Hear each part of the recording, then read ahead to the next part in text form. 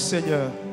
Ce matin, nos mains levées sont l'expression de notre adoration au grand Dieu que tu es. Merci Saint-Esprit. Merci pour la vie éternelle en abondance en ce lieu ce matin. Que le nom de Jésus soit glorifié. Amen et Amen. Veuillez vous asseoir dans sa présence glorieuse. Amen. À Dieu toute la gloire. Salue ton voisin de droite et de gauche. Ton voisin de droite et de gauche. Ce matin, Dieu m'a mis à cœur de partager avec vous quelque chose.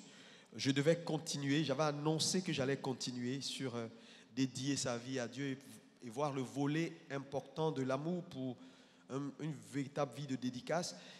Dieu m'a changé la parole qu'il voulait que je partage avec vous et je partagerai avec vous une parole importante ce matin, les 4 erreurs de destinée à éviter. Dis avec moi les 4 erreurs de destinée à éviter. C'est très important ce message parce qu'il est prophétique et aucun homme n'a le droit de se priver d'une telle parole si cette personne veut accomplir sa destinée. La grâce que vous avez en tant que peuple de ABMC, je veux que tu sois fier d'être membre de cette communauté. Dis avec moi, je suis fier d'appartenir à cette grande communauté, à cette grande famille. C'est vraiment un privilège que Dieu nous donne. Nous n'avons pas souvent idée de la grâce que Dieu nous fait d'avoir un tel environnement pour le servir et surtout d'être exposé à de telles paroles et à la profondeur de sa présence. Je veux bénir Dieu pour tous les acteurs qui permettent à Dieu chaque dimanche de pouvoir se mouvoir par son esprit dans un environnement cohérent. Dites-moi Amen. C'est extraordinaire. Et dans cette fin des temps, c'est nécessaire de rester focus, concentré sur l'essence de la vie chrétienne, qui est d'abord une vie d'adoration, alléluia, communion personnelle avec Dieu. Et pour moi, c'est très important, quelle que soit la technologie, quelle que soit l'évolution qu'on peut avoir dans notre marche avec Dieu, améliorer notre lieu de service pour Dieu, il faut rester toujours scotché à ce qui est essentiel. Ta communion avec Dieu, ta marche avec Dieu. Alléluia. Et donc, ce matin, nous allons voir 4 erreurs de destinée à ne jamais commettre. Tu ne dois pas les commettre. J'insiste, tu ne dois pas les commettre. Si tu les commets, sûrement tu échoueras. Qu'importe la prophétie qu'on mettra sur ta vie, qu'importe ce qu'on dira, si ces points-là, tu les commets, ces erreurs-là, tu les commets, tu ne t'en sortiras pas. Et donc, pour étayer mon propos ce matin, je vais m'appuyer sur la vie d'un homme, un grand homme qu'on appelle Moïse, qui a vécu, qui a fait des exploits pour Dieu. Et à partir de sa vie, nous allons ressortir certains enseignements importants pour nous. Nous allons donc faire notre première lecture dans Nombre 12, versets 1 à 8 et 1 Corinthiens 10, verset 11. Nous verrons la suite des lectures. On va tous se lever pour la première lecture par respect pour la parole. C'est une coutume que nous avons dans cette église. Et donc, 1 Corinthiens 12, versets 1 à 8. Nombre chapitre 12, versets 1 à 8. Oui. Marie et Aaron parlèrent contre Moïse au sujet de la femme éthiopienne qu'il avait prise. Oui. Car il avait pris une femme éthiopienne. Ils dirent, est-ce seulement par Moïse que l'Éternel parle? N'est-ce pas aussi par nous qu'il parle? Et l'Éternel l'entendit. Or, Moïse était un homme fort patient, plus qu'aucun homme sur la face de la terre. Soudain, l'Éternel dit à Moïse, à Aaron et à Marie, allez vous trois à la tente d'assignation. Et ils y allèrent tous les trois. Oui. L'Éternel descendit dans la colonne de nuée et il se tint à l'entrée de la tente. Oui. Il appela Aaron et Marie qui s'avancèrent tous les deux. Et il dit, Oui. écoutez bien mes paroles. Lorsqu'il y aura parmi vous un prophète, c'est dans une vision que moi, l'Éternel, je me révélerai à lui. Wow. C'est dans un songe que je lui parlerai. Il n'en est pas ainsi de mon serviteur Moïse. Il est fidèle dans toute ma maison. Il est fidèle dans toute ma maison. Quel témoignage de la part de Dieu d'un homme, oui. Je lui parle bouche à bouche. Bouche à bouche. Je me révèle à lui sans énigme. Et il voit une représentation de l'Éternel.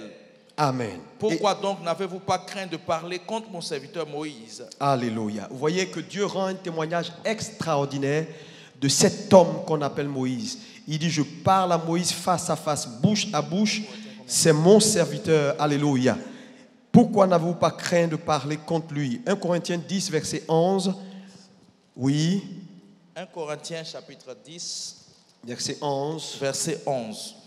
Ces choses leur sont arrivées pour servir d'exemple. Pour servir d'exemple. Et elles ont été écrites pour notre instruction. Pour notre instruction. À Merci, nous qui veuillez sommes vous asseoir. parvenus à la fin des siècles. Amen. Alléluia. Que Dieu bénisse sa parole. Alléluia. Maintenant, une chose importante que je mets d'abord à ton appréciation en introduction de ce message, c'est que dans la vie, nous ne compétissons pas tous au même niveau. La vie a fait beaucoup d'injustices. Certaines personnes naissent riches, d'autres pauvres, d'autres avec un héritage appréciable, d'autres avec des dettes. Mais qu'importe le niveau auquel tu commences dans la vie, si tu peux comprendre que Jésus-Christ est apparu afin de réparer les torts et de donner à chaque être humain de pouvoir accomplir fidèlement sa destinée, alors tout est encore possible pour toi.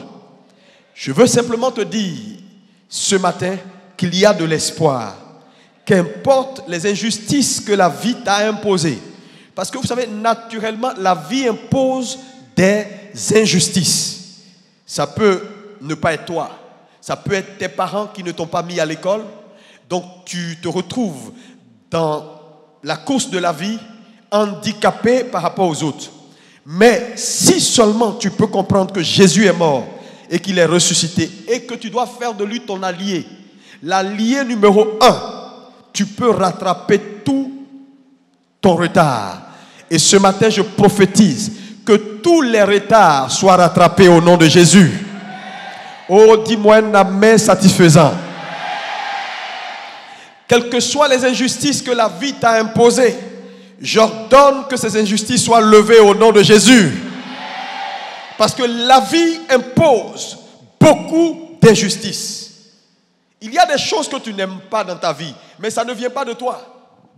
Malheureusement, tu es né dans une famille ou tu es né dans un environnement qui t'a handicapé. Donc, tu es comme tu es aujourd'hui. Mais ce n'est pas une fatalité. Parce que quand on donne notre vie à Jésus, la nouvelle naissance nous met tous sur le même pied d'égalité. C'est-à-dire sur le même piédestal. Par notre nouvelle naissance, il n'y a plus enfant de riche, il n'y a plus enfant de pauvre, il n'y a plus enfant en arrière. Avec Jésus-Christ, on part tous sur la même ligne. Dites-moi Amen. Et donc, même si tu as commis des erreurs, ces erreurs-là peuvent être réparées en Jésus-Christ. Alléluia. Mais, j'ai découvert qu'à côté de ce qui est réparable, il y a ce qui n'est pas réparable. J'ai découvert dans la Bible qu'à côté de ce qui est réparable, il y a ce qui n'est pas réparable.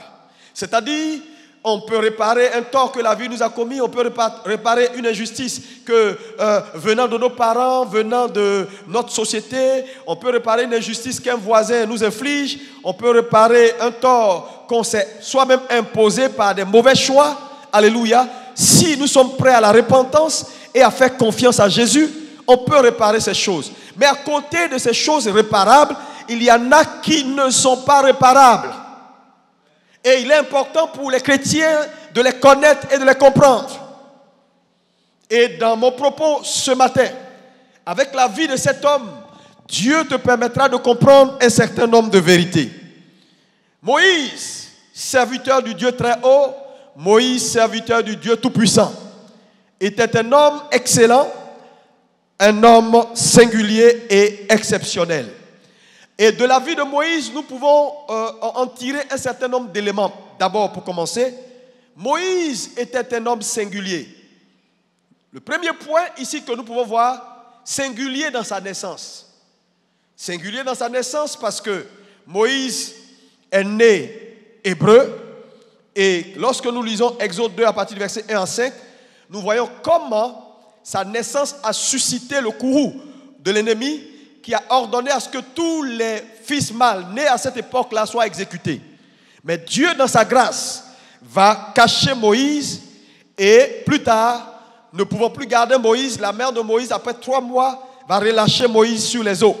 C'est de là que tire son nom, celui qui a été sauvé des eaux. Le mot Moïse veut dire celui qui est sauvé des eaux. Alléluia. Donc nous pouvons voir dans la vie de Moïse une singularité. Dans sa naissance, il a une naissance qui n'est pas comme celle des autres. Il a été combattu à sa naissance comme Jésus et il a reçu la victoire. Dis-moi amen. Dieu l'a placé même dans la maison de celui même qui le combattait. Et c'est la personne qui était destinée à le tuer qui l'a nourri. Oh, extraordinaire. Est-ce qu'on peut acclamer Jésus pour ça? Alléluia. Mais vous savez, les hommes de destinée accomplissent toujours les plans de Dieu pour leur vie. Et je prie, quels que soient les plans de Satan contre ta vie, tu accompliras ta destinée au nom de Jésus. Oh, si tu dis 3 fois Amen fort, tu reçois. Alléluia. Oui, ce matin, tu accompliras ta destinée. Moïse est sorti. Là où les gens l'attendaient, Dieu l'a mis sur les eaux et la fille de Pharaon l'a recueilli dans la maison. Et c'est dans cette maison qu'il a grandi. Dites Amen. Au nom de Jésus. Que Dieu égare tes ennemis au nom de Jésus. En te cherchant, ils vont se perdre sur le chemin. J'ai dit, ils vont se perdre sur le chemin. Ils vont se perdre sur le chemin. Que Dieu frappe tes ennemis d'aveuglement au nom de Jésus. Alléluia. Quand la fille de Pharaon prenait Moïse sur les eaux, elle ne savait pas que c'était le grand libérateur. Celui qui allait faire tomber même le royaume de son propre père. Alléluia. Que Dieu aveugle tes ennemis au nom de Jésus-Christ de Nazareth. C'était la première singularité de la vie de cet homme exceptionnel, Moïse. C'était un homme qui était puissant et par sa naissance, nous voyons de la singularité. Deuxième élément qui peut caractériser également la vie de Moïse, Moïse est le seul personnage à l'époque, à cette époque-là, que Dieu a élevé au rang de Dieu. Aucun des contemporains de Moïse n'avait été élevé au rang de Dieu.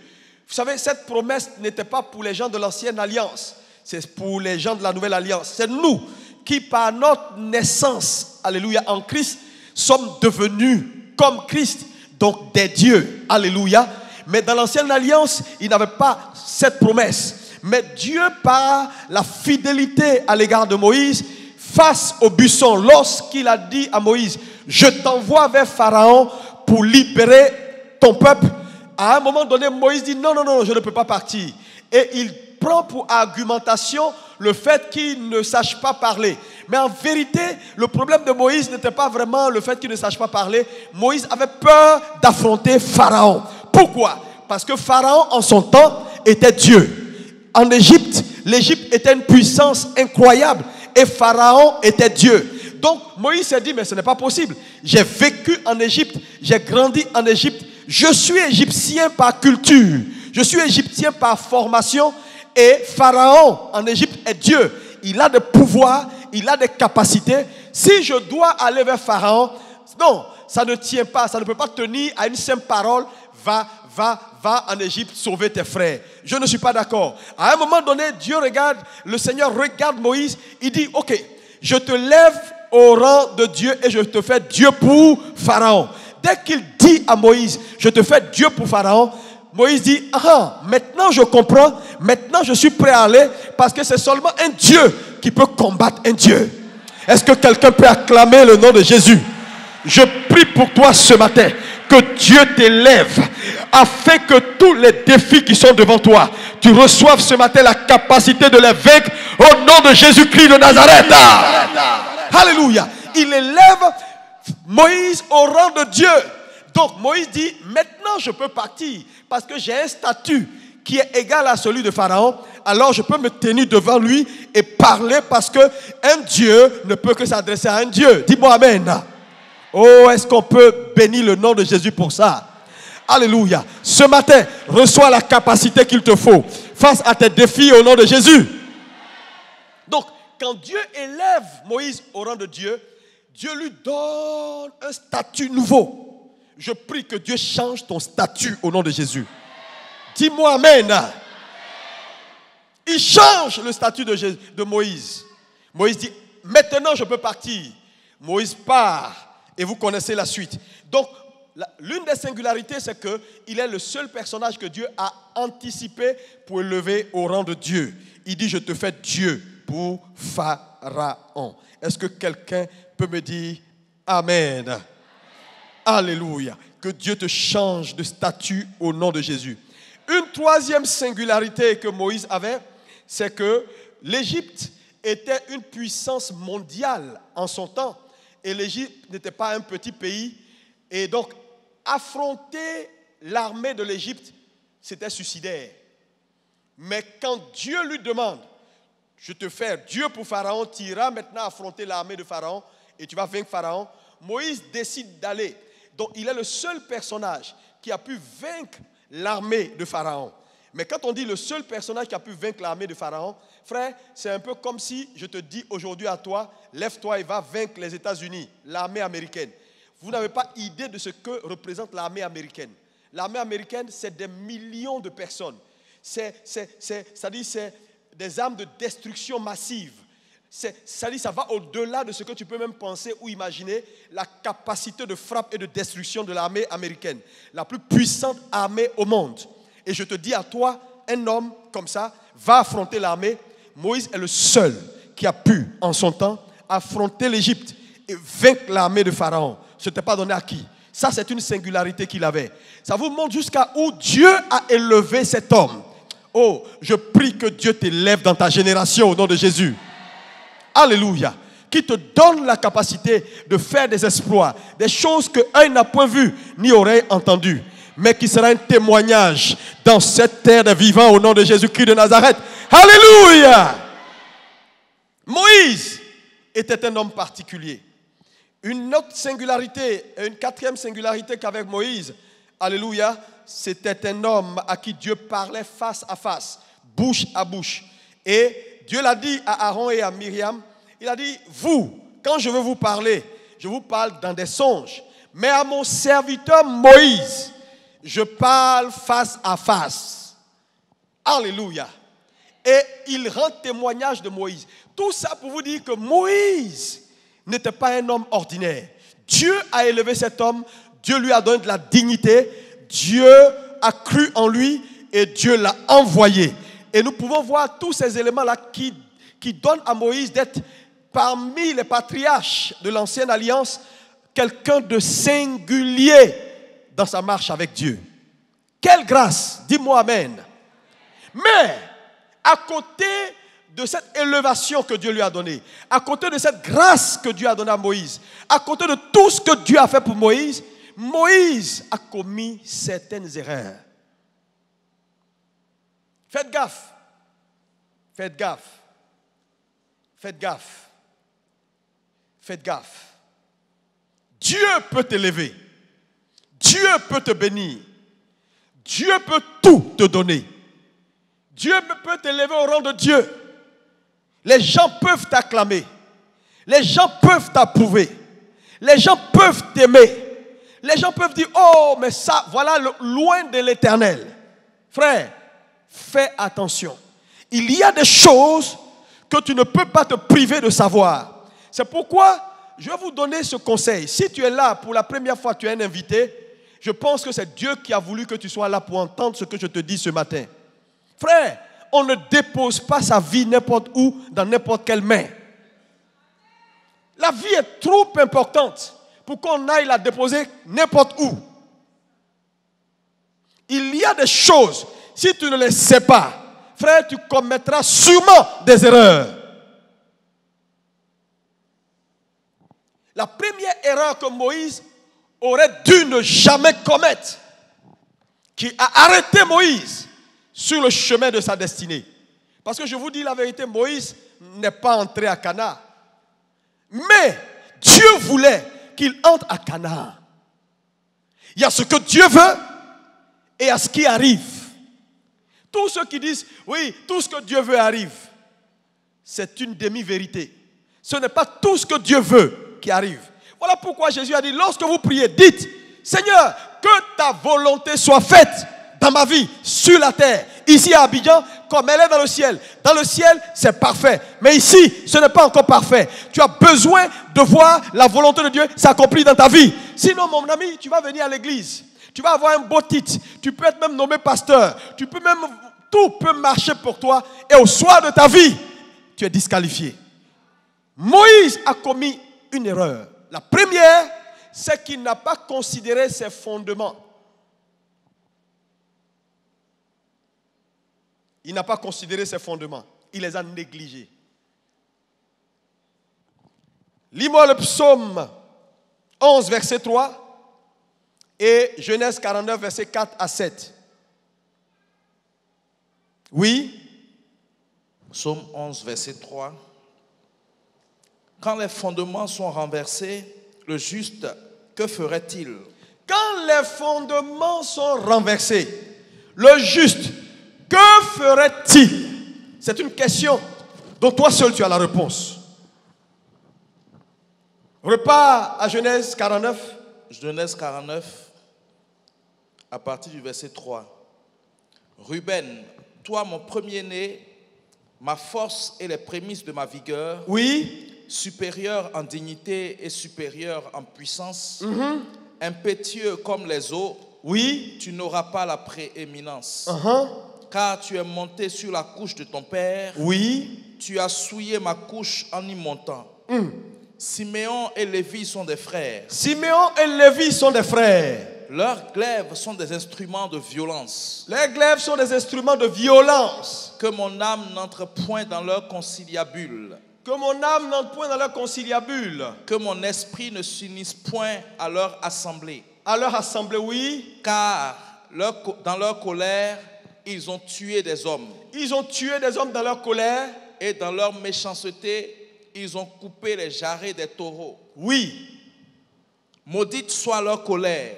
Dieu maudit la colère de Lévi et de Siméon. Car elle est violente. Car elle est violente. Et leur fureur. Et leur fureur. Car elle est cruelle. Car elle est cruelle. Je les séparerai dans Jacob. Oh. Et je les disperserai dans Israël. Quelle malédiction.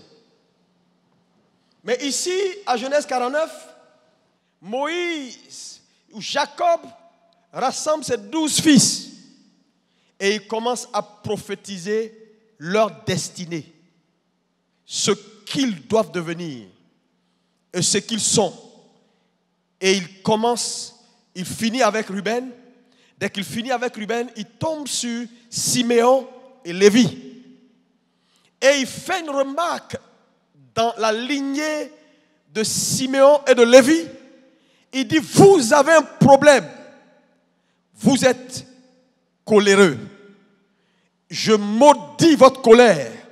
Parce que dans votre colère, vous avez tué. Et il dit beaucoup de choses. Je vous disperserai dans Israël. Mais plus tard, le problème c'est que Moïse est né de parents lévites. Moïse était lévite, de mère et de père. Pas seulement de mère, mais de mère et de père. Moïse est appelé par Dieu. Moïse va chez Jéthro et Jéthro lui enseigne les voies de Dieu. Moïse entend Dieu et parle avec Dieu. Mais Moïse ne prend jamais le temps de faire un retour en arrière pour examiner les fondements anciens de ce qui a été ses pères. Mais voilà un homme qui est né de parents lévites. Et la Bible dit d'eux que c'est des hommes coléreux et que ce problème générationnel de colère dans cette famille est quelque chose de dangereux. Dieu dit, je maudis cette colère. Donc Moïse sort de cette lignée, commence à servir Dieu sans jamais avoir de la considération pour ses fondements anciens. Le problème, c'est que Dieu peut te donner de l'évolution. Dieu peut te faire aller de l'avant. Dieu peut te choisir. Parce que quand nous voyons la vie de Moïse, je vous ai montré qu'il est singulier dans tellement de choses. C'est un homme extraordinaire, un serviteur, un patriarche excellent, que Dieu a qualifié avec des qualifications qu'il n'a fait pour aucun de ceux qui ont précédé ou qui ont suivi Moïse. Mais malgré toute cette hauteur que Dieu a donnée à Moïse, Moïse a négligé son fondement. Mais qu'est-ce qui a disqualifié Moïse? Dieu lui a donné 2 paroles. La première parole, quand tu as sorti les enfants d'Israël, allez dans le désert, je vous montre un lieu, je vous conduis tous à Canaan. C'est le lieu de l'héritage, là où je vous renvoie. Ok, Moïse a une promesse, il s'en va avec le peuple. Sur le chemin, le peuple murmure, le peuple se plaint. Dieu dit à Moïse, frappe le rocher, de l'eau sortira, le peuple va boire. Il frappe le rocher, sur instruction du Seigneur. Deuxième instruction majeure que Dieu lui donne plus tard, ne frappe plus le rocher, pas le rocher. Mais comme Moïse n'a pas pris le soin de traiter son fondement ancien, face au cri du peuple, il s'est fâché. Mais cette colère n'était pas naturelle. Cette colère venait de ses gènes, venait de son fondement ancien. La Bible dit Moïse s'est fâché. Il a frappé le rocher. Il a commencé à crier, à menacer le peuple. Et Dieu lui a dit, cette fois, c'est fini. Donc, pour avoir négligé de traiter ses fondements anciens, ce qui a été le problème de son père, est ce qui a arrêté Moïse. Je prie ce matin que ce qui est le problème de tes parents ne t'arrête pas au nom de Jésus. J'ai dit, ne t'arrête pas au nom de Jésus. Dis-moi 3 fois Amen et reçois la grâce. Alléluia. Donc Moïse, coléreux. Parce que n'oubliez pas que même en Égypte, ce qui a précipité sa sortie, c'est la colère. Il a frappé un Égyptien, il a tué un Égyptien. C'était quelqu'un de coléreux. Pourquoi? La Bible dit de Lévi. Lévi est coléreux. Lévi a une colère qui est destructrice. Mais sortant d'un tel homme, tu aurais dû traiter tes problèmes de fondement. Moïse n'a pas traité son problème de fondement. Il y a des personnes assises ici. Mon ami, si tu ne règles pas tes problèmes de péché cycliques, quand quelque chose devient cyclique, ça veut dire ce n'est pas simple. C'est ce qui va t'arrêter au sommet de ta gloire.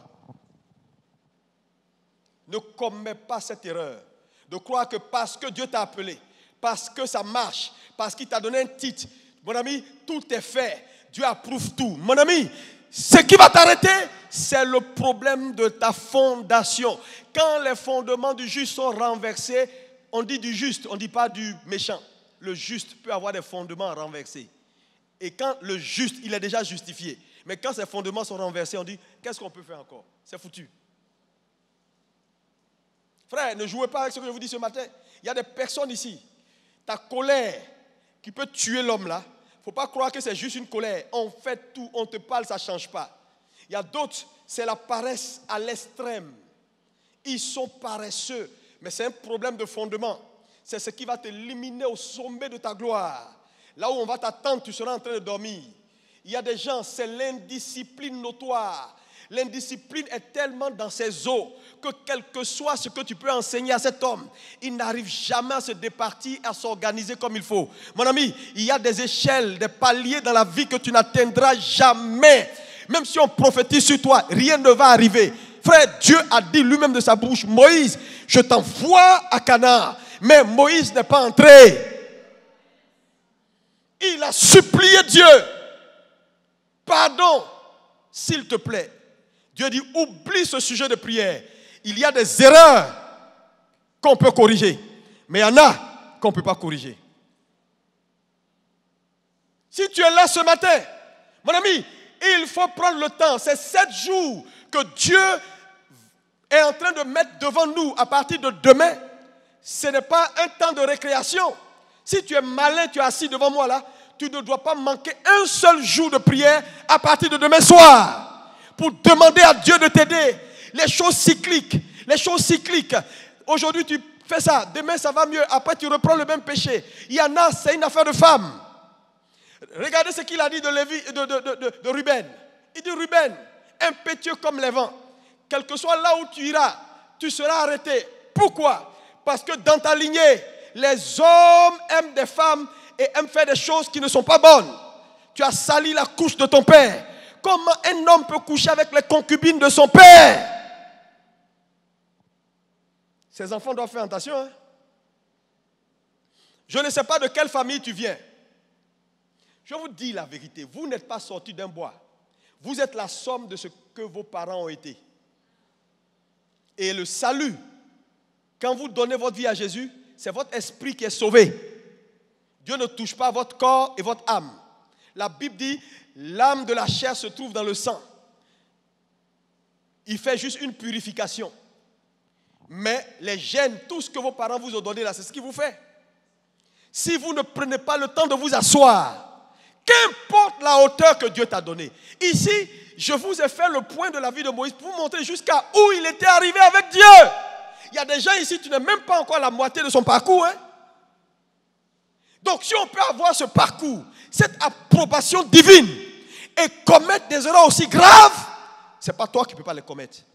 Prends le temps de t'asseoir et de régler le problème de ton fondement. Si dans ta lignée, tout le monde c'est femme qui les tue, commence à faire gaffe. Si c'est boisson qui les tue, si c'est la paresse, il y a d'autres gens, leur problème de fondement, c'est qu'ils parlent trop. Est-ce que vous savez que parler trop peut être un problème de fondement? Depuis, on te donne des conseils. Pourquoi tu ne changes pas? Tu fais semblant d'arrêter aujourd'hui et puis demain, tu peux pas t'empêcher de parler. Quand tu entends quelque chose, ta bouche doit répéter. C'est dans tes gènes, c'est fort jusqu'à... C'est-à-dire, même quand tu n'arrives pas à répéter, tu chantes avec. Tellement tu aimes parler. Non. Pour toi, ce n'est pas un problème de possession démoniaque. C'est en toi. C'est-à-dire que tes parents ont été comme ça, ils ont enregistré ça dans la mémoire de leur gène, ils t'ont balancé. Et tu es devenu chrétien. Je t'assure, c'est ce qui va faire que la position que Dieu veut te donner dans ta génération, tu n'auras pas. Parce qu'un jour, dans un conclave, quand ils vont citer ton nom, quelqu'un va dire, vous voulez détruire votre société. Mettez la personne. Elle a toutes les compétences, mais elle parle trop. Règle tes problèmes de fondement. Regarde ton voisin, dis voisin, règle tes problèmes de fondement. Nous sommes tous issus de quelque part. Et tu sais, Dieu te donne l'intelligence de comprendre. Parce que tu peux voir ta vie évoluer, tu peux faire un point et savoir que cette vie-là, elle ne suit pas une ligne. Elle est tantôt ici, tantôt là, tantôt ici, tantôt là. Et tu vas remarquer que les mêmes choses reviennent. Tu peux avoir un bon cœur, quelqu'un qui aime Dieu. Mais ton problème, tu ne peux pas voir femme claire passer. Femme claire, c'est ton fétiche. Même quand tu sors de jeûne et prière, il te faut toute la maîtrise, que le Saint-Esprit descende. C'est sérieux. On a vu des grands hommes. Le problème de fondement ancien. Il y a des gens, ils se cachent pour boire. Jusqu'à aujourd'hui, ils boivent. Tu vas beau parler, ils vont te dire, pasteur, j'ai compris. Mais leur affaire de boisson, Je prie que tes fondements anciens ne te détruisent pas au nom de Jésus. Moïse a été arrêté. Il a joué, il s'est dit, une colère c'est quoi? Il y a des gens qui disent, colère c'est quoi? Mon ami, colère, tu peux tuer l'enfant de quelqu'un. Tu maries l'enfant du monsieur, un jour dans ta colère, pas sur sa tête, l'enfant est mort. La police vient t'arrêter, te voilà à Ardoise. Ta destinée est finie.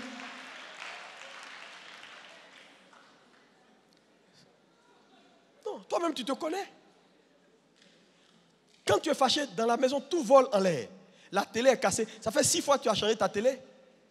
Bye, tu casses la télé, tu envoles tout. C'est-à-dire que quand tu es fâché, c'est comme s'il y a un esprit. Ou la paresse. Tu peux être là même pour prendre ton stylo à côté. Tu es tellement paresseux dans ton âme. Dormir là, c'est ta passion. Tu dors jusqu'à, tu te sens malade. Puis tu dis, je vais prospérer ou non. Tu n'arriveras nulle part. Non, chacun connaît sa vie, il peut examiner. Le problème de Moïse, c'était un problème de colère. Colère, il a hérité. Mais c'est colère qu'il a arrêté. Moïse a été correct. Mais il n'a pas pris le soin de lire les actes de Lévi, son père.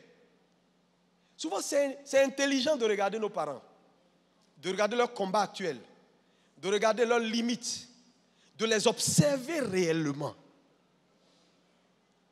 et de tirer les leçons. Dis à ton voisin, ne néglige pas les fondements anciens.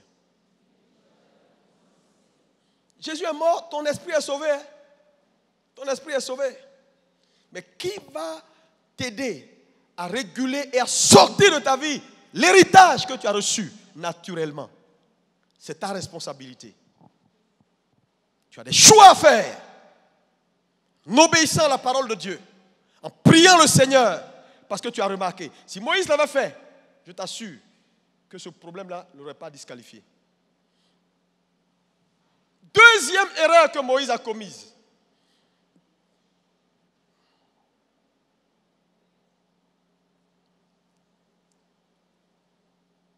Alléluia. Quelqu'un me dit amen très fort. Deuxième erreur que Moïse a commise. Il a déplacé les bornes qu'ont bâti les pères. Deutéronome 19, verset 14. Exode 4, verset 24 à 26. Lisez-moi ça. Il a déplacé des bornes. Tu sais, il y a des choses qu'on ne fait pas dans la vie. Oui? Deutéronome 19, 14. verset 14. Tu ne reculeras point les bornes de ton prochain, posées par tes ancêtres dans l'héritage que tu auras au pays dont l'Éternel, ton Dieu, te donne la possession. Continue avec l'autre verset, Exode 4, verset 24 à 26. Exode chapitre 4, verset 24. Pendant le voyage, en un lieu où Moïse passa la nuit, l'Éternel l'attaqua et voulut le faire mourir. Séphora prit une pierre aiguë, coupa le prépuce de son fils et le jeta aux pieds de Moïse en disant, « Tu es pour moi un époux de sang. » Et l'Éternel le laissa. C'est alors qu'elle dit, « Époux de sang à cause de la circoncision. » Amen. Est-ce qu'on peut dire amen? Deuxième erreur que Moïse a commise, qu'il n'aurait jamais dû commettre. Il a déplacé les bornes. Ça veut dire quoi déplacer les bornes? Frères et sœurs de ABMC, dans la vie, il y a des bornes qu'on ne déplace pas. Les anciens balisent les choses et nous, on passe dedans. Moïse a déplacé les bornes. Vous savez, le fait que Dieu vous approuve, le fait que Dieu vous appelle, le fait que Dieu vous a appelé à son service, n'est pas une licence que Dieu vous donne. Ce n'est pas une licence, hein, de faire ce que vous voulez. Moïse a rencontré Dieu. Dieu lui dit, j'ai besoin de toi. Je vais t'envoyer. Je fais de toi Dieu. Moïse, il n'y a pas un serviteur comme toi sur la terre. Tu es mon homme. Je te parle bouche à bouche. Tout ça là a monté sa tête. Numéro 1. Commet une erreur. Il ne prend pas le soin de de rectifier ses fondations anciennes, commet cette erreur d'abord. Deuxième erreur, il déplace certaines bornes qu'il n'a pas le droit de déplacer, qu'Abraham n'a pas déplacé, qu'Isaac n'a pas déplacé, que Jacob n'a pas déplacé. Il déplace. Qu'est-ce qu'il a déplacé? Regardez ici dans le verset, remets-moi le verset, l'autre verset, le deuxième. Exode 24, 4, 24. Exode 4, verset 24. Alléluia. Pendant le voyage, est-ce qu'on peut lire ensemble? En un lieu où Moïse passa la nuit, l'Éternel l'attaqua et voulut le faire mourir. Ça ne te choque pas? Comment tu peux envoyer quelqu'un pendant qu'il s'en va, tu te caches pour l'attaquer et le tuer? C'est pas lui-même qui partait de lui-même. Hein? Non, c'est pas lui-même qui partait de lui-même. C'est Moïse, c'est Dieu qui allait le chercher pour lui dire, il faut que tu m'aides. Je vais t'envoyer, tu vas partir. Maintenant, pendant le voyage, allant vers l'Égypte, pour accomplir ce que tu m'as dit de faire. Bon, naturellement, je suis un homme, non, je suis fatigué, je vais me reposer en un lieu pour dormir un peu. L'Éternel l'attaqua et voulut le faire mourir. Ah! Donc Dieu peut t'appeler, t'envoyer, puis t'attaquer pour te faire mourir. Et qu'est-ce qui a fait que Dieu a eu cette attitude? Continuons le verset. Vous allez voir ça dans le verset, oui. Quand Séphora s'est rendu compte, la femme de Moïse, que Dieu voulait tuer Moïse, elle a fait quoi? Séphora prit une pierre aiguë, coupa le prépuce de son fils et le jeta aux pieds de Moïse en disant, tu es pour moi un époux de sang. Oui, continue. Et l'Éternel le laissa, comme si de rien n'était. L'Éternel le laissa. C'est alors qu'elle dit époux de sang, à cause de la circoncision. Donc, le problème de Moïse ici, vous savez que Dieu a établi une loi perpétuelle pour Israël. Tout mâle qui naît doit être circoncis. Et même Jésus-Christ n'a pas échappé à cela. La circoncision était une loi que Dieu avait établie comme preuve de l'alliance qu'il a établie avec son peuple. Donc cette circoncision-là devait être le signe de l'alliance physique dans leur corps. Moïse a un fils. Moïse est appelé de Dieu. Moïse s'en va accomplir le mandat de Dieu. Moïse est devenu l'ami de Dieu. Moïse est devenu celui qui parle bouche à bouche avec Dieu. Donc Moïse a cru que, à cause du privilège que j'ai d'être l'ami de Dieu, de parler face à face avec lui, et qu'il rende autant témoignage de moi, je peux me permettre de déplacer les bornes. Je peux me permettre de faire le ministère comme je veux. Et Dieu dit, tu vas mourir. Frère, l'appel de Dieu sur votre vie ne veut pas dire libertinage. Le ministère se fait selon des règles. C'est pourquoi tous ceux qui violent la loi, qui désobéissent à leurs parents spirituels, ils sont tous maudits. Ce n'est pas moi qui le dis. Frère, il y a des choses qu'on ne fait pas.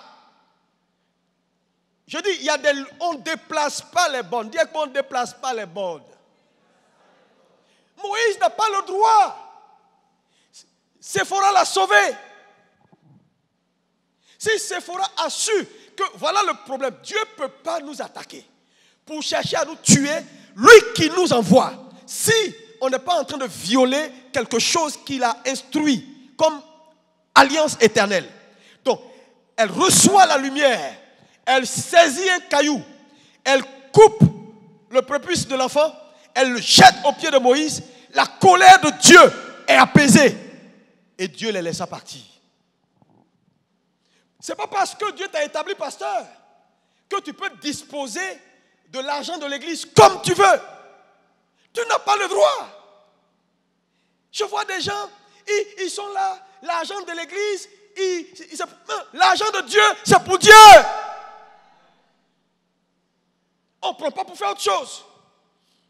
Quand tu leur assignes des dépenses, ils exagèrent dans les dépenses. Ils veulent toujours dépenser. Même quand on a instruit une dépense, ils vont venir, ils ne prennent pas même quand tu les envoies quelque part pour faire une facture, ils ne vont même pas prendre le soin de négocier pour dire non, diminuer, il faut que vraiment on ne dépense pas beaucoup. Ils s'en foutent, ce n'est pas leur argent. Ils vont dire mettez les prix. Il y en a même qui font business sur le dos de l'église. Dans des positions de responsabilité, ils surfacturent. Comment tu peux surfacturer à l'église?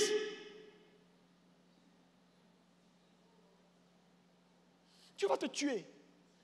C'est là que tu vas comprendre. Regardez, c'est lui. Mais tu sais, là, il n'y a pas jeûne de prière qui peut arrêter ça. C'est Dieu lui-même qui veut le tuer. Ce n'est pas Satan, c'est Dieu lui-même. Non, frère, j'ai compris que le fait que Dieu nous appelle, que Dieu nous élève, ne nous donne pas le droit de faire ce qu'on veut. Les fidèles que Dieu nous a donnés, ce n'est pas notre chose. C'est les enfants de Dieu. On doit veiller sur leur âme, leur enseigner la parole et leur dire les voies de Dieu. Ce qui est droit, ce qui est bon à faire, sans peur. Frère, respectez les règles de jeu. Quand Dieu dit on apporte la dîme, il ne faut pas dire oui. Frère, nos pères l'ont fait. Nos pères, c'est des bornes. Abraham l'a fait. Isaac l'a fait. Jacob l'a fait. C'est des bornes qu'on ne déplace pas. Toi, tu viens à l'église, 21e siècle, tu écoutes les gens sur Internet. Tu n'apportes pas ta dîme. Tu envoies aujourd'hui, tu envoies demain. Frère, Dieu va t'attaquer sur la route. Embuscade. C'est quand tu as rendu à l'Éternel. Frère, la seule chose qui a arrêté Dieu, c'est Séphora. Elle a coupé le sang versé. Dieu dit, ok, continue le chemin. Attends, tu es qui toi Moïse? Alors que tous ceux qui t'ont précédé ont respecté l'alliance, ont respecté les règles, le jeu. Toi tu vas, parce que je t'ai appelé, parce qu'il a pris pour prétexte que c'est Dieu quand même qui m'a dit d'aller. On verra après. Sûrement sa femme a dû lui dire, n'oublie pas le problème de la circoncision. Tu sais que c'est une loi perpétuelle. Il a dû dire, oh, on fera ça quand on va arriver en Égypte. Dans tous les cas, c'est lui qui m'a appelé, non? Alors, je suis son serviteur. On fait ça souvent. On n'a pas le droit de le faire. Frère, voilà pourquoi il y a tellement de choses qui avortent. Tellement de choses qui avortent. On ne sert pas Dieu. On n'est pas le Tout-Puissant. Il y a des gens qui font miracle qui disent, c'est moi. Le pasteur tant. Toi, tu peux sauver un homme. Tu peux guérir même maux de tête. Pourquoi cette arrogance spirituelle aujourd'hui dans l'église? Pourquoi il n'y a plus d'humilité? Pourquoi? Toute cette gesticulation que les gens font là, vous allez voir au dernier jour, il y a des gens que vous allez croire qui sont assis à la droite de Jésus, qui seront quelque part très très loin. Ne regardez pas l'apparence. Le grand Moïse, regardez, si Moïse était mort là, tout le monde allait le célébrer pour dire Moïse. Non, Moïse, il est directement assis à la droite de Dieu. Ce grand Moïse, naissance singulière, celui qui a affronté l'armée, celui à qui Dieu parle bouche à bouche, on allait citer les exploits de Dieu dans sa vie. Et puis on a dit, bon, anyway, mais regardez, déplacer une seule borne, une seule borne, une seule borne, une seule borne, Dieu a failli le tuer lui-même. C'est pourquoi, je vais vous dire la vérité, la rébellion, elle se juge. On ne discute pas avec les rebelles, on les juge. Lisez la Bible. Dieu n'a jamais discuté avec quelqu'un qui se rébelle contre la loi, contre les bornes établies. Le respect des anciens, c'est sacré. Mais aujourd'hui, regarde dans le corps de Christ, n'importe qui se lève et puis il insulte un vieux. Il insulte un père. On m'a raconté l'histoire d'un jeune homme qui a frappé sa mère. Non, il a frappé sa maman. Sa maman a fait un truc, je crois, a fait un truc. Il a frappé sa maman copieusement. Quand j'ai appris ça, j'ai dit, ce type-là, il a perdu la vie. C'est un mort ambulant. Même si sa maman pleure pour dire, Dieu pardonne, Dieu, il y a des choses que Dieu ne pardonne pas. Je vous dis, éduquez vos enfants. S'ils déplacent des bornes, Dieu va les assurer. Contre votre volonté, votre intercession ne n'ira nulle part. Parce que je dis, il y a des choses qui sont pardonnables, mais il y a des choses que Dieu ne laisse pas tomber. C'est des erreurs de destinée qu'on ne commet pas. regardez tous ceux qui sont en train de faire du faux. Je te donne, dans 5 ans, on va faire le bilan. Moi, ma seule prière, qu'il ne meure pas. Vous croyez que le bling-bling fait tant? Frère, l'affaire est plus longue que ça. L'affaire est plus compliquée que ça. L'affaire est plus compliquée que ça. Tout à l'heure, j'étais à mon bureau, je regardais quelque chose, un témoignage qu'une a fait. Ça m'a brisé le cœur. Le témoignage m'a brisé le cœur sur un homme de Dieu. Je ne te dirai même pas son nom. Ça m'a brisé le cœur. J'ai dit, mais pourquoi? Frère, la vie, c'est un mystère. C'est pourquoi chaque pas que tu poses, assure-toi que le droit est respecté. C'est Dieu qui nous a appelés. Et toute grandeur obéit à un processus. Dans la Bible, un jour, Oyedepo disait que chaque fois quand les pasteurs viennent le voir, d'où tu tires ta force? D'où tu tires ta longévité dans le ministère? D'où tu tires ce charisme-là que tout le monde envie et regarde? Parce que je vous dis, ce n'est pas tous ceux qui sont grands, entre guillemets, que les gens approuvent. Si on vous demande de citer des hommes qui ont du poids, il y a d'autres là, ils ont grand ministère, ils ont grand nom, mais il n'y a personne qui a envie de s'identifier à eux. Donc ce n'est pas grand ministère, grand nom. Non, non. Dis avec moi, non! Il y a d'autres petits trucs là, c'est ça. C'est pas grand ministère, grand nom, et hyper populaire, hyper médiatisé. Non! Moi, tu me donnes même un gars quand je ne vais même pas vouloir m'associer à lui pour qu'on me dise c'est mon père. Parce que ce n'est pas l'argent, ce n'est pas jet privé, ce n'est pas avion, ce n'est pas grand monde, ce n'est pas popularité. Regardez le gars de l'Ukraine là. Ça ne va pas, hein? Il s'est assis un jour à la télé, il a insulté Enoch Adeboye. Il y a un pasteur qui est venu pour pleurer à la télé pour dire tu es mort, hein? Mais dès qu'il a fait ça, il a commencé sa descente aux enfers. Idaosa a dit un jour, il dit, tu peux jouer avec tout, mais ne joue pas avec l'autorité. L'autorité, ça brûle. Ça brûle. Surtout quand Dieu approuve, ça brûle. Respectez les bornes qu'ont bâti nos pères, qu'eux-mêmes ont respecté et puis ils nous ont légué. Moïse voulait faire les choses comme il veut.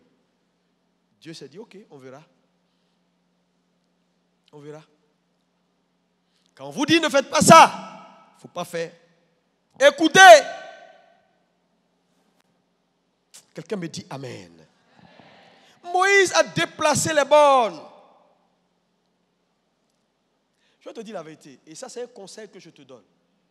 Le jour où tu n'es plus d'accord avec quelqu'un qui t'a fait du bien dans ta vie, même si tu veux le laisser, ferme bien la porte. Parce que tu peux en avoir besoin un jour. Mais ne la casse pas pour partir.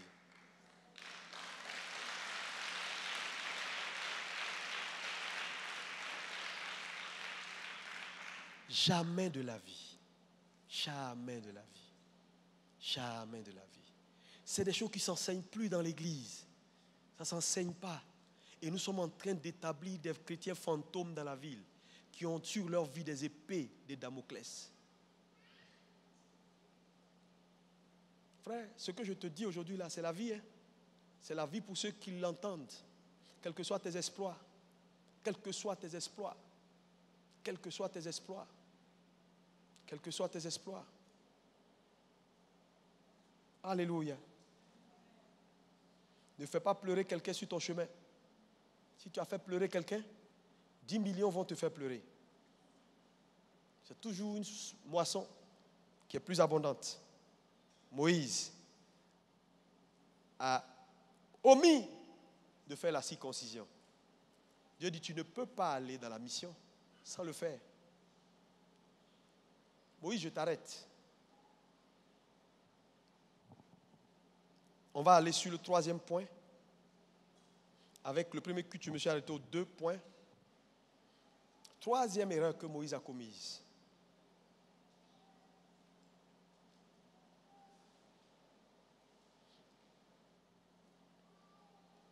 C'est ce qu'on appelle la défaite familiale. Est-ce qu'on peut dire comment la défaite familiale? Vous savez, faites très très attention à ce point que je vais dire maintenant. J'ai dit tout à l'heure que la grandeur dans le ministère, ce n'est pas le bling-bling. Il y a beaucoup d'éléments. Moïse a négligé ses fondements. Moïse a déplacé des bornes. La conséquence logique, Moïse a échoué sur le plan familial. Quand vous lisez la Bible, nous allons faire quelques lectures. Nombre 3, versets 1 à 2. Mettez ça sur l'écran. Nombre 3, versets 1 à 2. Nombre 3, versets 1 à 2. Voici la postérité d'Aaron et de Moïse. Je vais continuer la lecture. Qu'est-ce qui n'est pas correct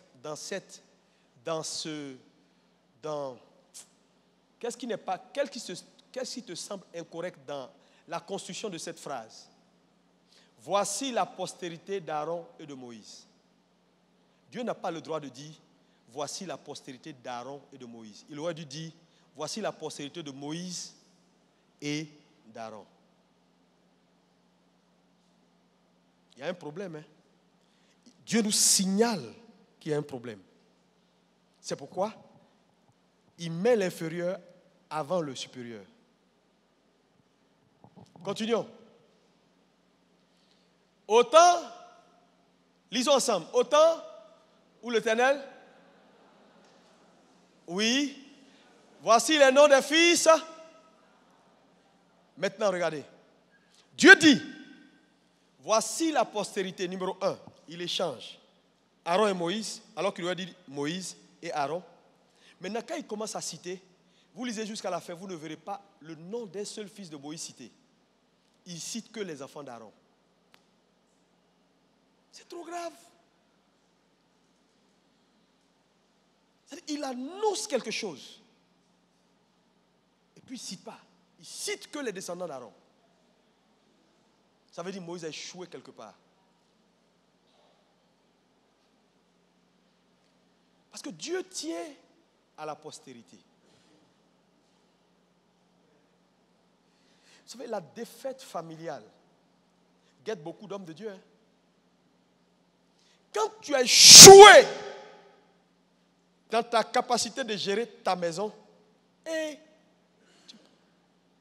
tes canons peuvent être effacés. Les gens sont là, ils pensent que mariage, c'est amusement. Tu prends l'enfant des gens, tu viens, pi, pi, pi, pi, pi, pi, voiture, pan, pan, pan. C'est pas ça là, c'est pas ça le mariage. Pan, pan, pan, robe ici, et puis on te tire là. C'est pas ça là. Ça là, c'est amusement. C'est après que vrai là commence. Et puis tu viens, on blague les gens, on va vous imposer les mains, tout le monde crier au nom de Jésus. Et puis après maintenant te voilà, tu vis comme un célibataire, tu fatigues tout le monde. Dieu va effacer tes canons. Moïse a échoué. Vous avez vu dans la Bible là, combien de... les fils de Moïse, on parle de où? Dis-moi si tu as vu un seul. Ils ont cité un en passant, mais même là quand on dit fils de Moïse, on ne dit même pas son nom. Ça fait pitié, hein?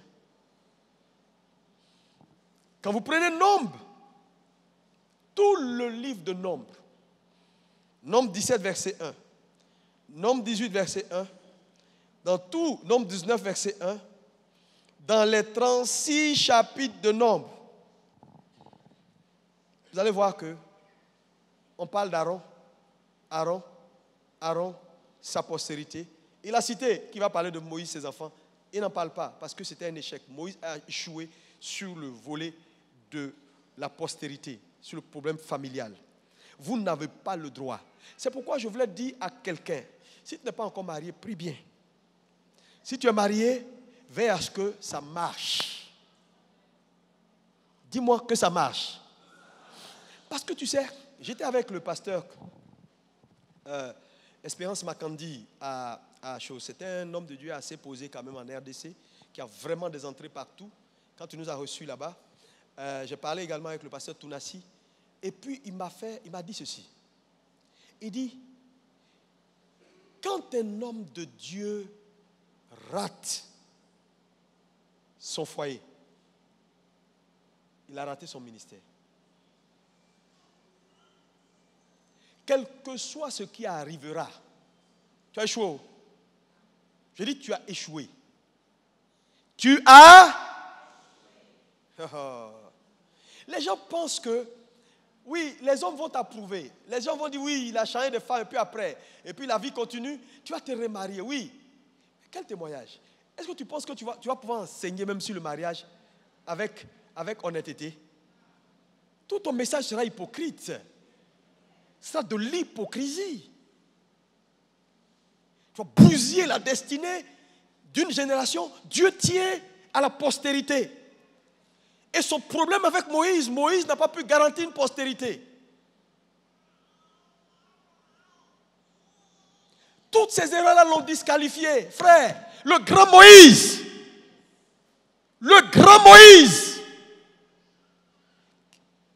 ce grand qui a divisé la mer Rouge, n'est pas entré dans sa destinée. Ça ne te fait pas réfléchir? Avec toutes les qualifications, il n'y a pas un homme de Dieu qui a eu tout ce que Moïse a eu. Il a vu des choses que peut-être tu ne verras pas jusqu'à ce que Jésus revienne. Mais Dieu l'a disqualifié. Même quand il est mort, Satan est venu discuter son corps. Il a fallu la miséricorde de Dieu pour que l'archange descende. Pour dire, Satan, on ne peut pas te laisser le corps de Moïse. Il dit, mais ce monsieur est un monsieur déchu.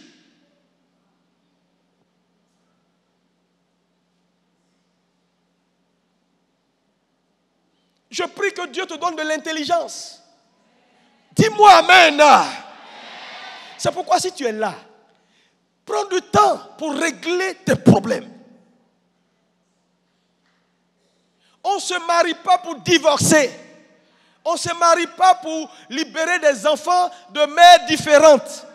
On ne se marie pas pour faire souffrir les enfants. Dieu va te juger. Si tu n'as pas de postérité, c'est une malédiction. C'est pourquoi vous allez voir dans la Bible, à chaque fois que Dieu veut frapper quelqu'un de malédiction, il frappe sa postérité. Parce que la postérité est quelque chose qui tient au cœur de Dieu. Nous avons la responsabilité des gens qui sortent de nous et de leur devenir pour le prolongement de notre alliance avec Dieu. Si nous coupons l'alliance à notre niveau, Dieu va nous juger.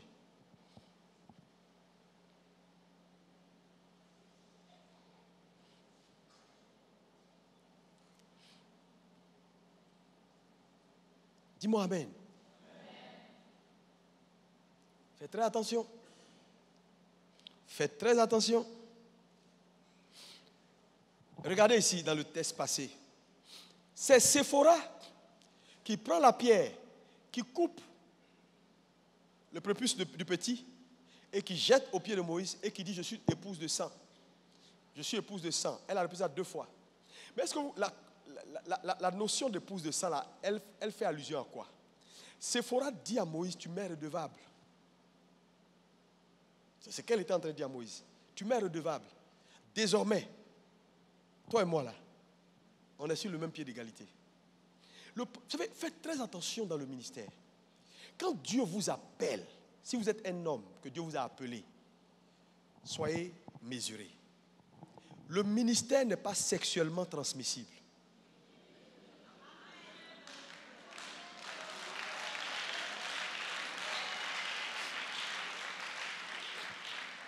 Non, parce que les gens pensent que parce que Dieu t'a appelé, il a appelé ta femme. Non! Et certains ministres ont mis leur femme à un certain niveau où mais la femme sème du bordel dans l'église. Elle attrape ici et dit hey! Elle dit hey! Elle dit hey! Non! C'est pas parce que tu es pasteur que ta femme doit être forcément pasteur. Si elle a l'appel, elle devient pasteur. Si elle n'en a pas l'appel, laisse-la où elle est faire ce que Dieu l'a appelée à faire. Est-ce que tu me comprends? Ne mettez pas les pressions et ne tentez pas forcément d'élever vos femmes pour qu'à un moment donné, la femme devienne le Jézabel de l'église. Moi, j'ai vu des ministères cassés parce que la femme du pasteur est omniprésente, omnipartout. ça ne fait pas spirituel. Le ministère n'est pas sexuellement transmissible. Moïse, donc, en acceptant de laisser Séphora monter jusqu'à ce niveau-là, Dieu n'a pas apprécié.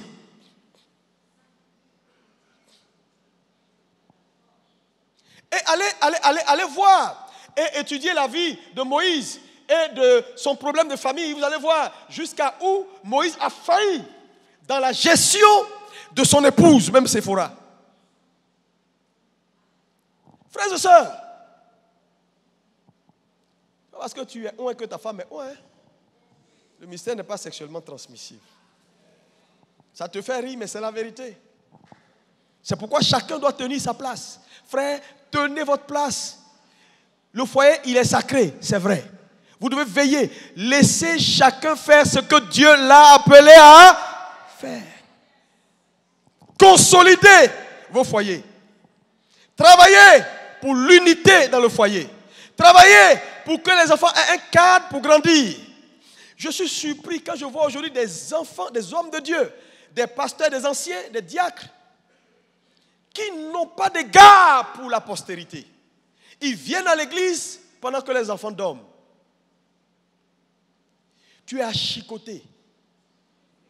Tu es achicoté. Non. Quand tu parles à Papitou, il ne t'écoute pas. Tu es achicoté. Si toi, maman, tu ne peux pas parler à ta fille, tu as échoué. Comment tu l'as élevé? Dieu va te demander des comptes. Tu dis à ta fille, la voix n'est pas bonne, et puis elle te dit, maman, je ne t'écoute pas. Je vais partir dans la voix. C'est un échec. Un enfant qui n'écoute plus son parent est maudit. Prenez le CD à donner à vos enfants qui n'ont qu'à écouter. S'ils veulent vivre la voix du père et de la mère, quand le père n'est pas là, que c'est la mère, Dieu lui donne l'autorité parentale absolue. Non, laissez-les, c'est des enfants, laissez-les, à un moment ils vont comprendre. Ils vont comprendre quoi? Tu as la responsabilité de veiller sur la postérité. Moïse ne l'a pas fait. Quand vous lisez la Bible aujourd'hui, la postérité de Moïse, c'est 0 dans la Bible. Comment tu peux être aussi grand, aussi proche de Dieu, et il n'y a rien de bon qui sort de toi? C'est pas bon. Aujourd'hui, on parle des enfants des pasteurs. On dit c'est des voleurs, c'est des temps, c'est des quoi? Parce que les gens sont occupés à faire tout, sauf à éduquer leurs enfants dans la voie du Seigneur. Frère, c'est une nécessité aujourd'hui. Tu viens à l'église, tu laisses ton... On dit de payer des fascicules, 5 000 francs, pour la formation de vos enfants. Il y a des gens ici, là, jamais, ils n'ont pas le temps de payer fascicules pour qu'on forme leurs enfants. Comment? Ils sont à l'église, là. Vos enfants sont à la maison, n'est-ce pas? Il y en a, les enfants d'hommes, sont en train de faire PlayStation. Ah non, pendant que tu adores Jéhovah, tes enfants sont en train de jouer à jeux vidéo. Et ils reçoivent des esprits démoniaques. Ils reçoivent des esprits démoniaques. Demain, tu as dit, oui, je ne contrôle plus ma fille, je ne contrôle plus mon fils. Je n'ai personne. Quand il va à l'église, je suis seul. Personne ne me suit. Comment toi, tu peux être chef de famille? Personne ne te suit à l'église. C'est un échec. Tu es entré dans ma maison, tu ne loues pas mon Dieu, tu sors de ma maison. Parce que l'alliance est territoriale. Tu ne peux pas occuper une portion de ma terre si tu ne considères pas mon alliance. On dit tu es dur. Tu n'es pas dur. Est-ce que quelqu'un peut me dire un bon amen dans la salle? Oh, dis-moi un amen plus fort. Un amen convaincant.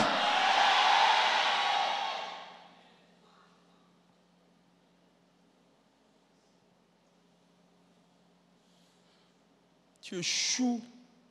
Attends, tu ne peux pas faire le détriment, tu ne peux pas faire le ministère au détriment de ta famille. Non, je suis dans les programmes. Béni Hinn s'est repenti. Il a pleuré. Quand il s'est séparé de sa femme. Mais quel grand homme. Frère, le ministère, ce n'est pas le bling-blingo.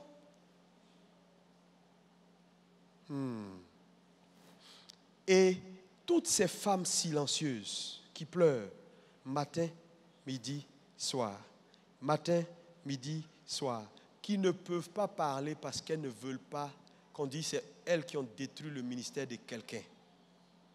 Mais elles sont des milliers qui chaque jour pleurent. Qui chaque jour pleurent. Moi, je te donne un conseil, il ne faut pas contribuer à ça. Il ne faut pas contribuer à ça. Tu as une soeur, il ne faut pas contribuer à ça.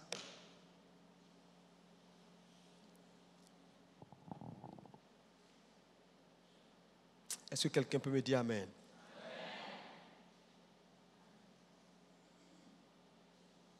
Priez avec vos enfants. Enseignez-leur la voix de Dieu. C'est la postérité.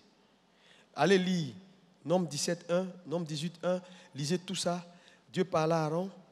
Ainsi de suite. Aaron. Il ne fait même pas cas de Moïse. Aucun de ses enfants n'est mentionné nulle part. Il a échoué. Son ministère. Dieu a mis une croix sur eux. Après Moïse, allez, Dieu est passé à autre chose.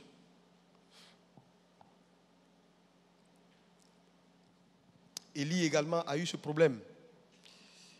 Il a échoué dans l'éducation de ses fils. Lisez, vous allez voir la conséquence plus tard.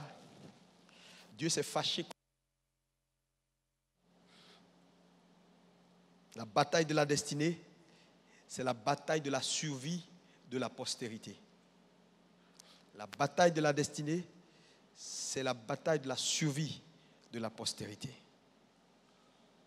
Si tu es là, va réguler ta maison. Quand tu quittes ici, aujourd'hui là, va régler. Va régler. Va régler les choses. Va arranger les choses. Tes enfants doivent connaître la parole de Dieu. Toutes les histoires. Quand tu dois acheter, tu vas à la librairie, il y a des trucs pour enfants. La librairie ici, là, on a fait venir plein de documents pour enfants. Il y a combien de gens qui sont entrés là-bas un jour pour payer pour leurs enfants? CD, tout ça, il y a toutes sortes de choses. Il faut être intransigeant. Pleurer là, ça donne la vie. S'ils pleurent, laissez-les pleurer. Tu viens t'asseoir à l'église. Tes enfants ne connaissent pas Dieu. Comment tu peux élever des païens dans ta propre maison? Tu vas voir. Si tu vas atteindre l'objectif. Non. En fait, je veux te dire la vérité. Dieu considère le succès d'un homme dans sa postérité. Quatrième erreur et on termine.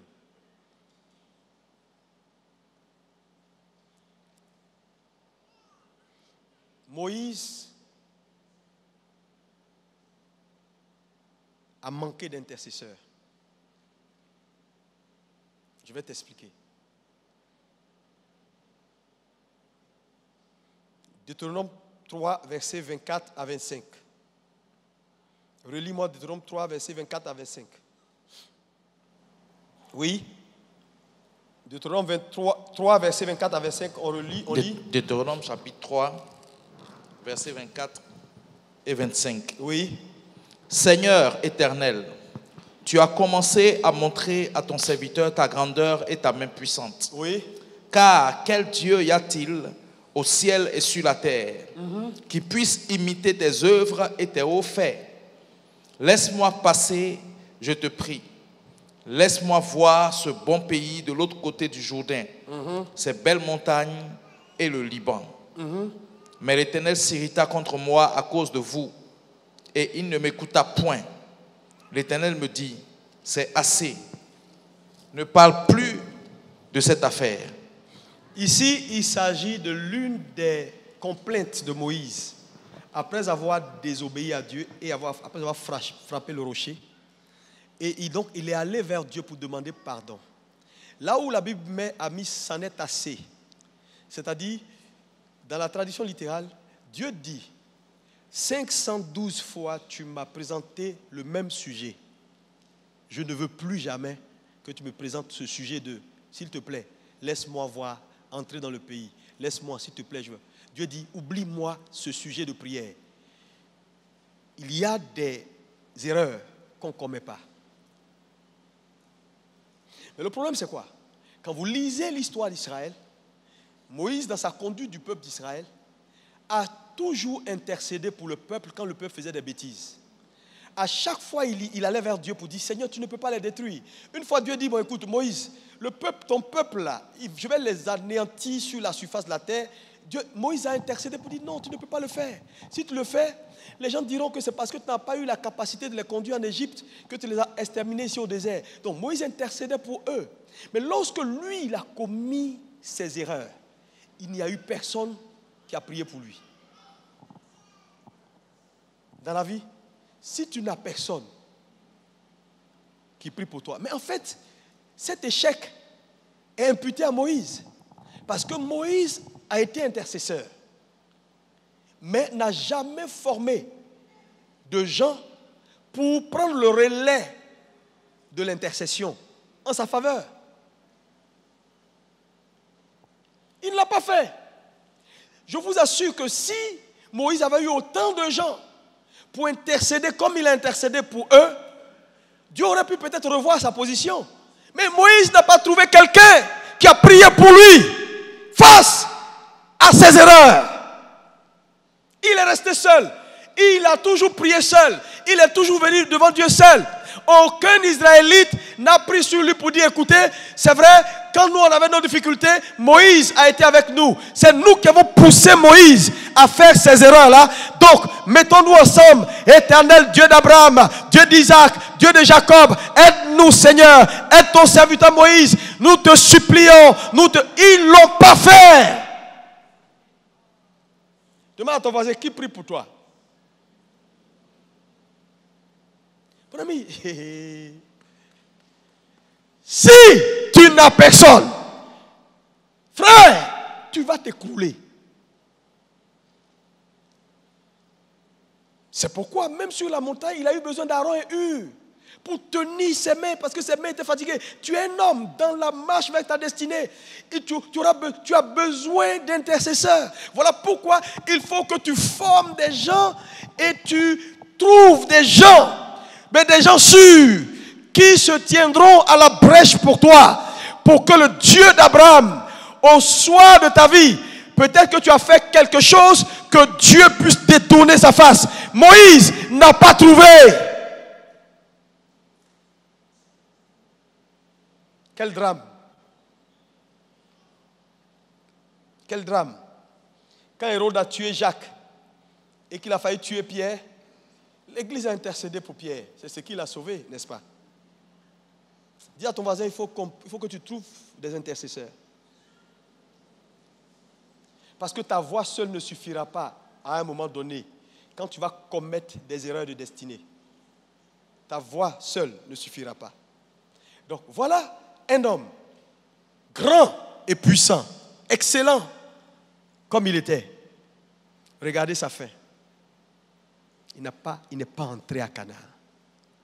Pourtant, ça a été prophétisé. Il a vu de loin. Dieu lui a fait une grâce. On a discuté son corps à la fin. Quelle tragédie. Il n'a pas trouvé d'intercesseur. Je veux demander à quelqu'un dans cette salle, ce matin, il faut que tu fasses attention. La vie, ce n'est pas manger, boire, courir, sauter et avoir la parole de Dieu de façon intellectuelle dans la tête. Il y a des choses que tu dois savoir. Tes fondements ne jouent pas avec. Les bonnes des pères. La postérité que Dieu te donne. Trouve des intercesseurs. Tu n'as pas le droit de te priver d'intercesseurs. Tu vas échouer ta vie. Je te dis, tu vas échouer ta vie. Ta voix seule ne portera pas. Même Jésus a demandé de l'aide.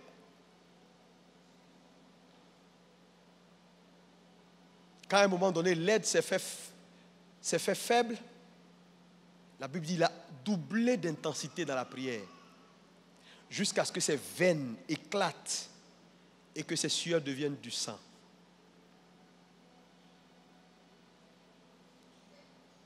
Tu vas payer de ta vie si tu n'as personne pour te tenir. Je te dis la vérité. Ça va raccourcir tes jours pour rien du tout. Ce matin, ce message, Dieu me l'a donné pour qu'on puisse réfléchir, tous.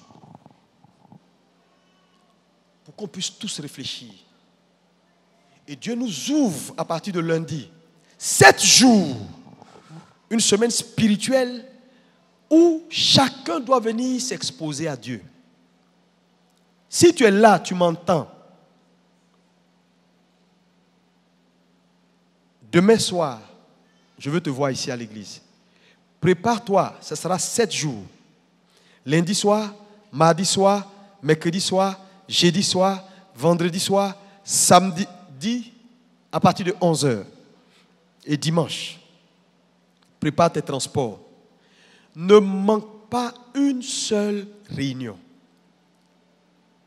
Ce n'est pas de la plaisanterie. Dieu veut infiltrer ta vie. Nous allons déverser notre âme. Nous allons prier Dieu. Vous savez, la prière est une nécessité de vie. On ne prie pas quand on a des problèmes. On prie pour anticiper, pour ne jamais que les problèmes arrivent. Donc, quelqu'un peut dire, oui, moi je n'ai aucun problème, mes affaires marchent, mes enfants ne sont pas malades. Détrompe-toi. La prière bâtit le futur. Nous avons besoin, frères, en ces temps difficiles, où Satan est acharné pour ôter les vies, pour faire toutes sortes de choses, nous avons besoin en tant qu'Église d'être un, d'être unis. Regarde ton voisin qui est à côté, prends sa main droite comme ça et puis regarde-le dans les yeux, dis-lui voisin. C'est de toi que le pasteur parle. À partir de demain lundi, ne manque pas les 7 jours de jeûne et prière.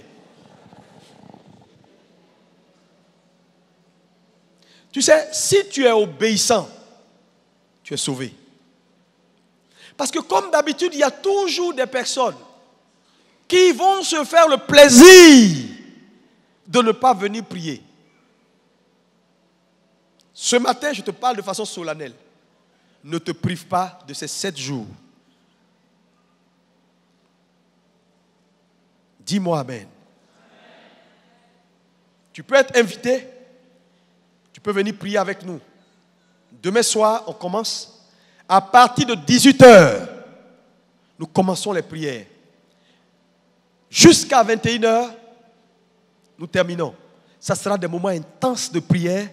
Il y aura la parole de Dieu chaque soir avec le révérend Bissi, qui va nous enseigner sur la puissance de la résurrection et de la manifestation de la parole prophétique.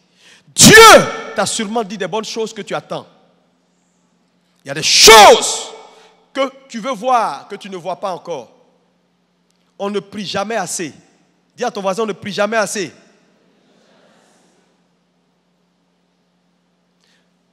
Vous savez, quand Dieu m'a donné ce message, j'ai beaucoup prié.